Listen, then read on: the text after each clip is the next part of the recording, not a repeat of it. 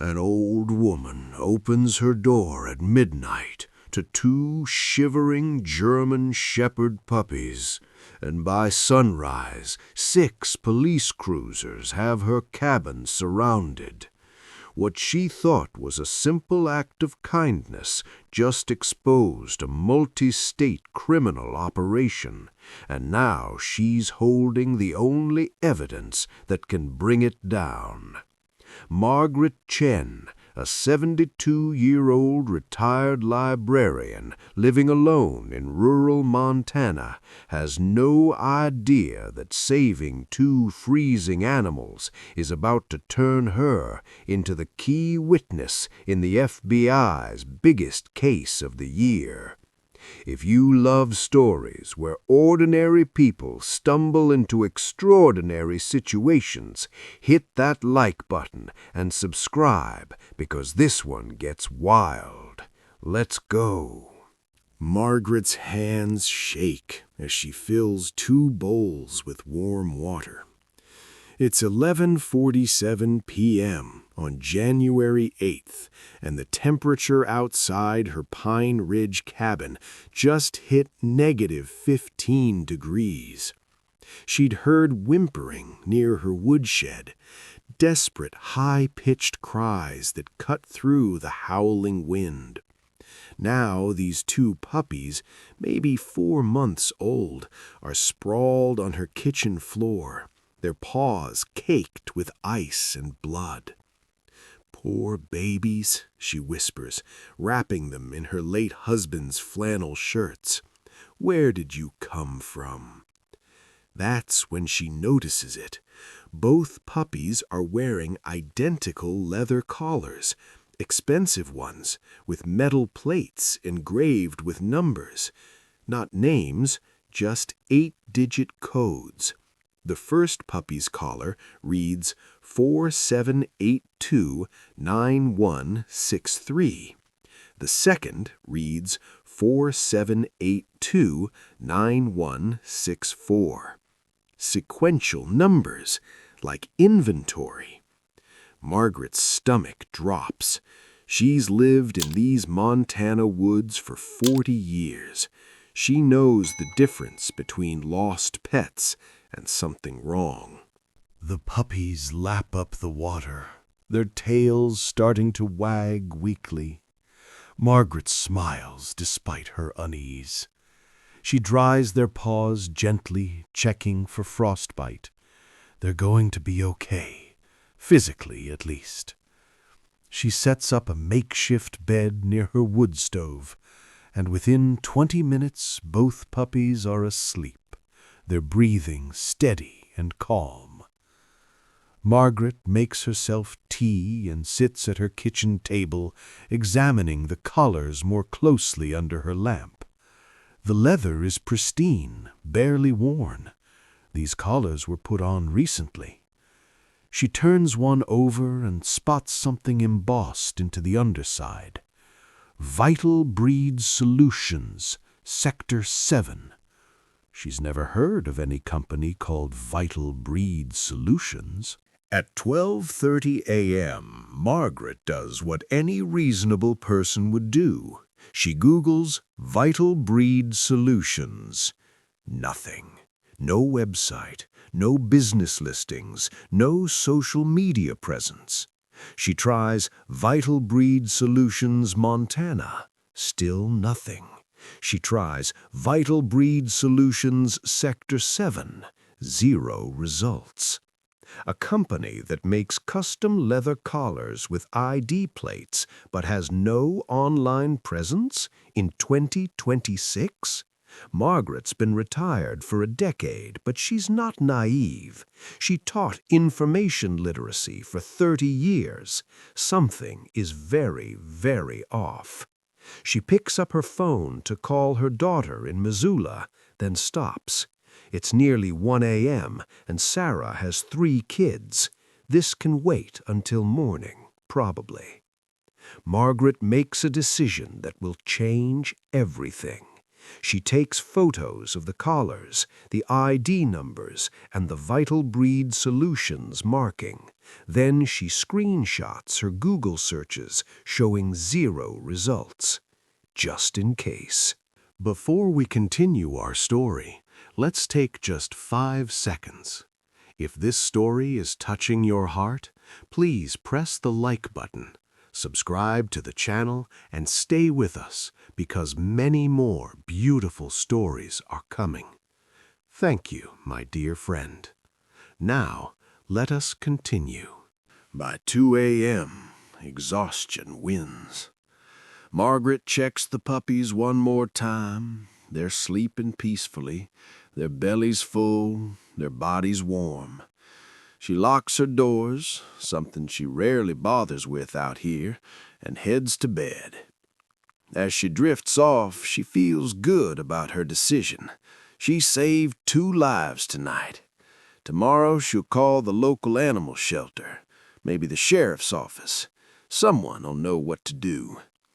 She has no idea that 300 miles away, in a warehouse outside Billings, a man named Derek Paulson is having a complete meltdown because 2 inventory items have escaped. Margaret wakes to red and blue lights strobing across her bedroom ceiling. It's 6:47 a.m. The sun isn't even fully up yet. She rushes to her window, and her blood runs cold. 6 police vehicles. 2 are marked County Sheriff. 4 are unmarked black SUVs. Officers and people in FBI windbreakers are positioned around her property, and 2 of them are walking up her porch steps. The loud knock makes her jump.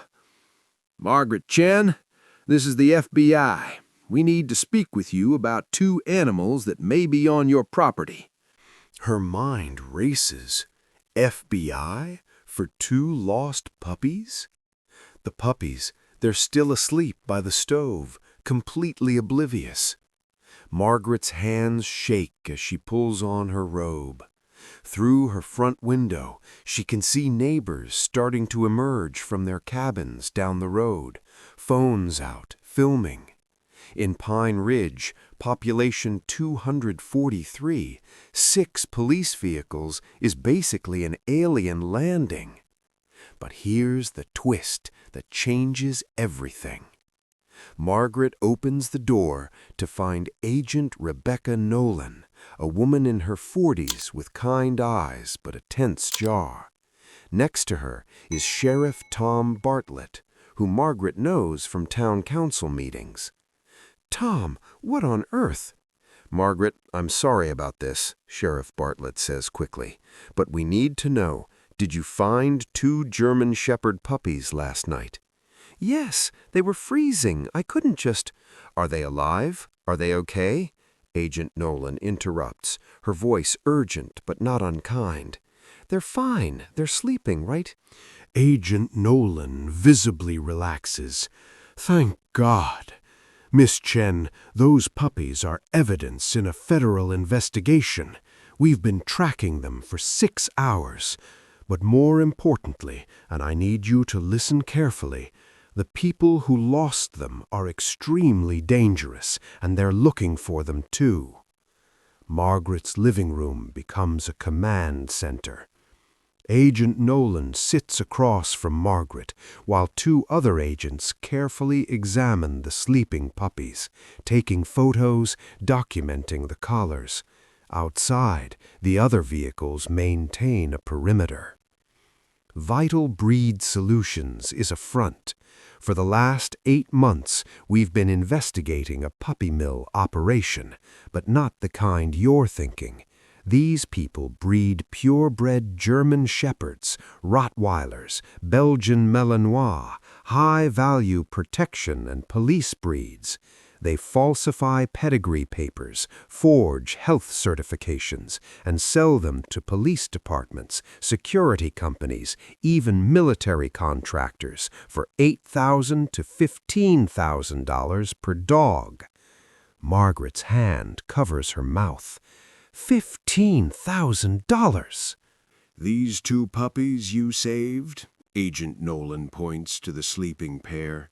"They're worth $30,000 on paper, but they're sick, Miss Chen.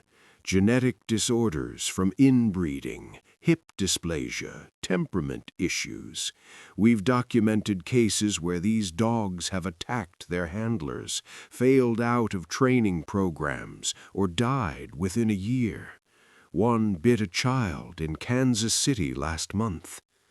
"That's horrible," Margaret whispers, looking at the peaceful puppies. "They look so innocent, so sweet." "The operation is run out of a warehouse complex near Billings. We've been building a case for months, but we needed evidence. Specifically, we needed the dogs with the original collars still attached, showing the ID system they used to track inventory across state lines. Yesterday, a confidential informant told us 2 puppies escaped during a transport.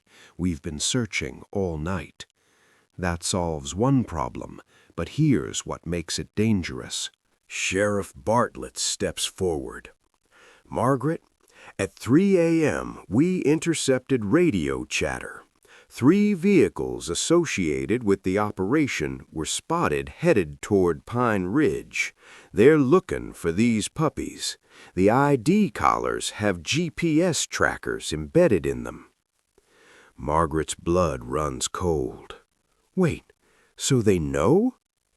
"They know the puppies are in this area, yes. The signal would show them within about a quarter-mile radius, but there are 47 properties in that radius."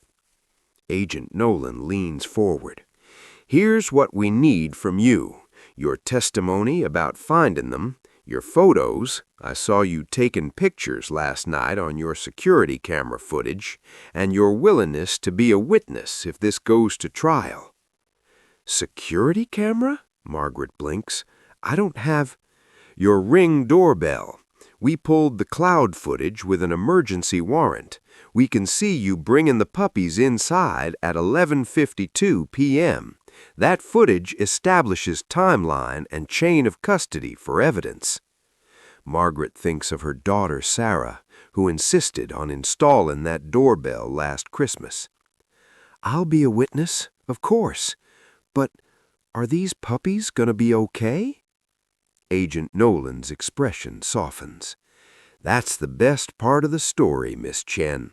Once we document them as evidence, they'll go to a specialized rescue that handles dogs from seizure cases. They'll get proper vet care, behavioral assessment, and if they're healthy enough, they'll be adopted to good homes. You saved their lives in more ways than one." By 8:15 a.m., the scene is winding down. The puppies have been carefully transferred to a federal transport vehicle, not in cages, but in a climate-controlled area with soft bedding. One of the agents is a canine handler who sits with them, speaking softly, keeping them calm. Margaret watches from her porch, wrapped in her heavy coat, as Agent Nolan approaches one more time. "We're leaving 2 deputies here for the next 24 hours, just as a precaution. The suspects were last spotted heading south, away from here, but we're not taking chances." Agent Nolan hands Margaret a business card. "You did something really brave last night, Miss Chen. Most people would have just felt bad and gone back to bed. You acted. You documented. You probably don't realize it, but you just handed us the final piece we needed to shut down an operation that's been running in 7 states." Margaret's eyes well up. "I just heard puppies crying." "And you listened." Agent Nolan smiles. "That matters more than you know." 3 hours later, Margaret is sitting at her kitchen table with a cup of coffee, trying to process the morning, when her phone rings. It's Agent Nolan. "Miss Chen, I wanted to call you personally.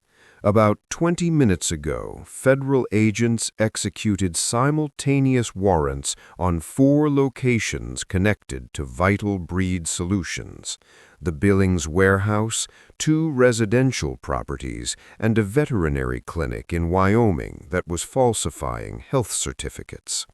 17 people have been arrested. We've recovered 127 dogs. Margaret gasps. 127? German Shepherds, Rottweilers, Belgian Malinois, even some Dobermans. The conditions... Agent Nolan's voice breaks slightly. Let's just say those 2 puppies you found were lucky they escaped. The photos you took, your testimony about their condition when you found them, the fact that they were wandering in sub-zero temperatures, that establishes neglect and endangerment. Your evidence is solid, Miss Chen. This case is solid. Margaret looks out her window at the morning sun reflecting off the snow. What happens to all those dogs? Every single one will be evaluated. Some will need medical care, some behavioral rehabilitation, but they'll all get a chance now, because you gave 2 of them a chance first. 2 weeks later, Margaret receives a package. Inside is a framed photo of the 2 puppies she rescued, now clean, healthy, and playing together in what looks like a professional training facility. There's a note. Ms. Chen, meet Luna and Atlas. After veterinary care and assessment, both puppies were cleared for adoption. They went to a family in Oregon with 3 kids and a big backyard. The family specifically requested to know who saved them. They asked me to tell you. Luna sleeps with their youngest daughter every night, and Atlas has appointed himself guardian of their swing set. Thank you for hearing them when they cried. Agent Nolan. Beneath the photo is a second note, handwritten. Dear Margaret, we don't know you, but our daughters wanted us to write. They named Luna after their favorite book character, and Atlas because he's strong and brave like the man who held up the world. We told them about you, how you saved both dogs in the freezing cold. Now our 6-year-old wants to be a rescuer like Ms. Margaret when she grows up. Thank you for showing our family what one person's kindness can do. The Morrison family. Margaret puts the photo on her mantel, right next to the picture of her late husband. That night, she stands on her porch, looking out at the snow-covered woods. She thinks about choice and coincidence, about how a simple decision to open her door at midnight rippled outward in ways she never imagined. Somewhere in Oregon, 2 puppies are asleep in a warm house. Somewhere in Montana, 127 dogs are getting the second chance they deserved. And in a small cabin in Pine Ridge, an elderly woman smiles, knowing that listening, truly listening when someone needs help, might be the most powerful thing any of us can do. If this story reminded you why small acts of courage matter, do me a favor, hit that like button. Subscribe if you want more true stories about ordinary people in extraordinary situations. And drop a comment. Would you have opened your door at midnight, or would you have stayed inside where it was warm? I want to know what you would have done. Thanks for watching, and I'll see you in the next one.